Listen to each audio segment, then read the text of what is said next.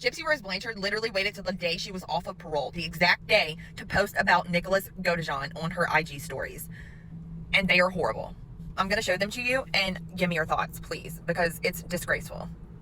So real quick, before everybody starts saying, well, she's not off until today or tomorrow or whatever, I asked ChatGPT, I said, what day does Gypsy Rose Blanchard get off of parole officially? And it said, Gypsy Rose Blanchard's parole officially concludes on June 24th, 2025. According to People magazine, she counted down the days leading up to that date. And on June 24th, 2025, she marked the completion of her parole period. Other outlets occasionally mention June 25th, which is today. Some note it fell on the weekday. And clarifications from E! News cite an end date as June 25th, 2025. However, the most widely reported and directly verified date is June 24th, which is the official date she herself confirmed. To put it plainly, Gypsy Rose Blanchard is legally off parole as of June 24th, 2025, when I made my video yesterday saying that she was officially off of parole. So she waited till this morning to write all that about Nicholas. Now, the reason she didn't do it the day after tomorrow is because it's Mia's birthday, and all the backlash she would get about that would be horrible, I would imagine. So here's what she had to say about Nick.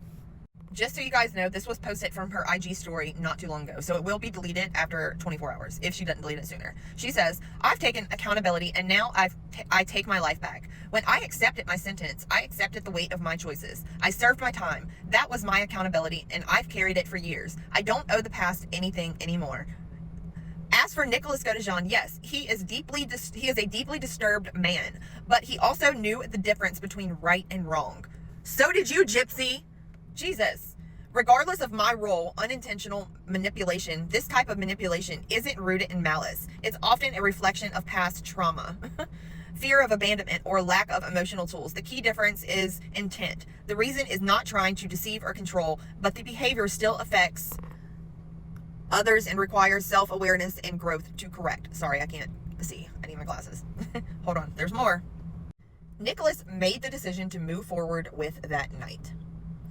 That was a choice, and he is not exempt from the consequences of that choice.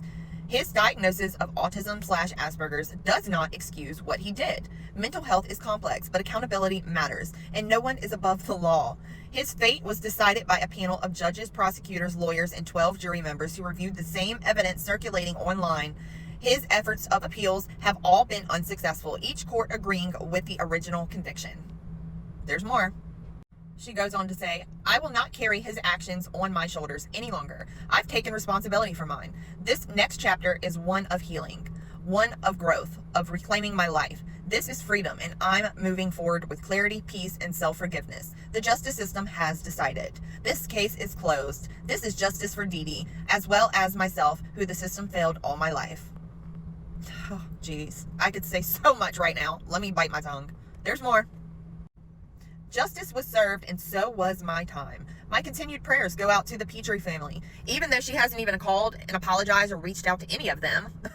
Okay. I am deeply remorseful for the pain and heartbreak my actions have caused them. I recognize that nothing I can say can undo the trauma or bring Dee Dee back, but from the depths of my heart, I will continue to express my sincerest apologies to them now and always. Gypsy Blanchard. Hold on. There's more, guys. Nicholas P. Godejohn has a disturbing pattern, targeting vulnerable women with past trauma and putting them into his twisted fantasy world. He presents himself as a dominant figure, seeking control and obedience, manipulating these women under the guise of love and loyalty. These messages are between Nicholas and a woman named Dawn. She exposes messages in this too. Hold on. His prison pen pal turned then girlfriend.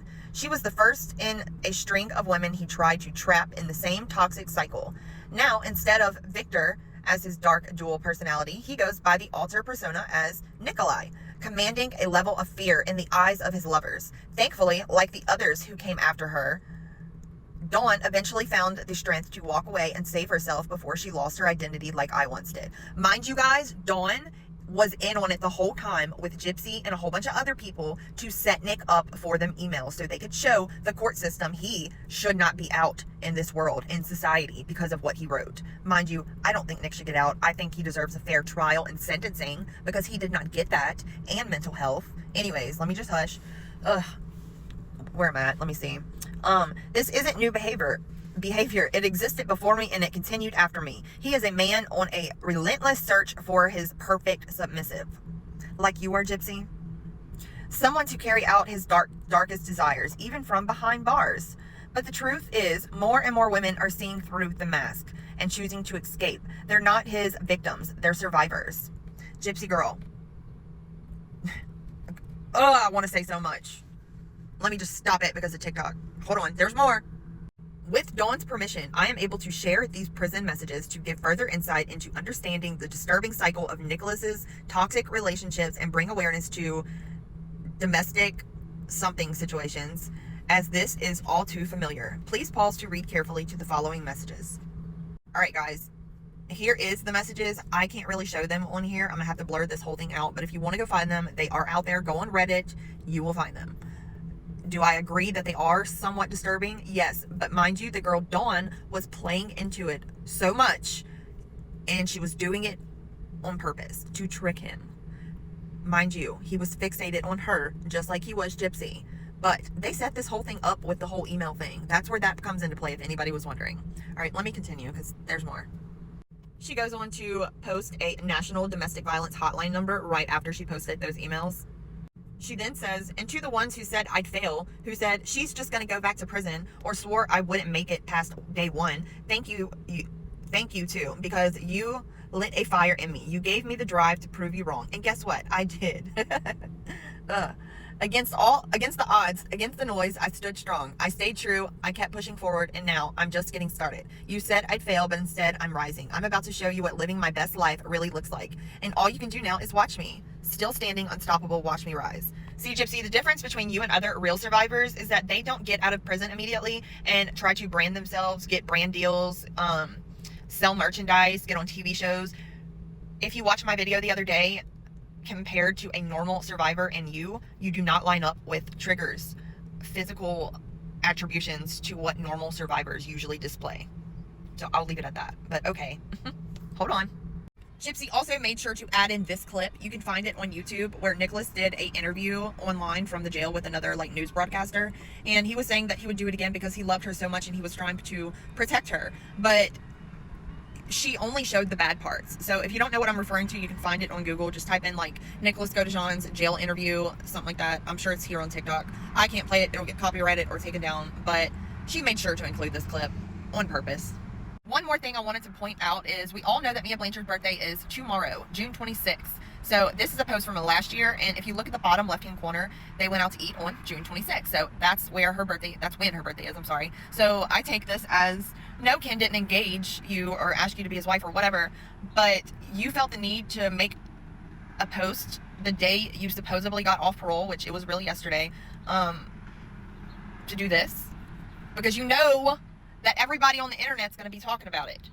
So once again, I'm taking that as you, Gypsy, are always trying to take the shine away from Mia. Now that post could have waited. It could have waited till 3 days after her birthday, a week, whatever, even 2 days. But why the day before? Why? You knew Ken wasn't going to propose to you, so you just had to do something. You had to. Grow up. One more thing I want to add before I let this video end. Like I said plenty of times in my other videos, if Nick Godejohn was this horrible, horrible guy, Gypsy, and your family, this goes to y'all too, why would you not be thanking Nicholas if he was the hero and saved your precious Gypsy? I'll leave it at that.